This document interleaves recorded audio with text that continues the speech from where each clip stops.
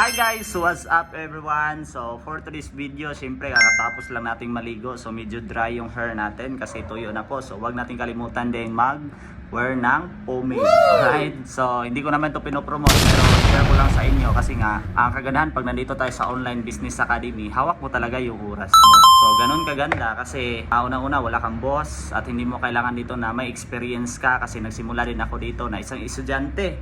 Walang kaalam-alam, zero knowledge, and yon buti na lang sa Online Business Academy kasi from the word Online Business Academy, so negosyo siya, kagandahan, meron siyang mga trainings and free lang yung mga trainings lalo na kung maka-start ka dito.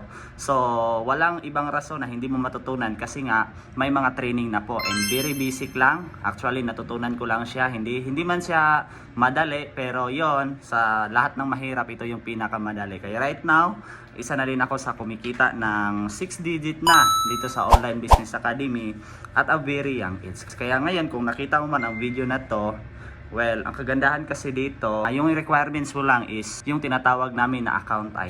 Account ID lang yung kailangan mo para makapagsimula ka dito. And take note, kung may cellphone ka and meron kang wifi, nasa bahay ka lang, pero scroll ka lang dyan, well, pwede mo yung gawin na pagkakitaan, i-maximize mo yung social media accounts mo para kumita ka na dito sa online or gamit yung social media accounts mo. Kung willing ka na matutunan ito, i-comment mo lang sa video na to kung saang location ka. Kasi nga, isa ko sa mga guide sa'yo kasi full time ko na din itong ginagawa, ang OBA or Online Business Academy. Comment ka dyan para mag-guide kita kung paano. See ya!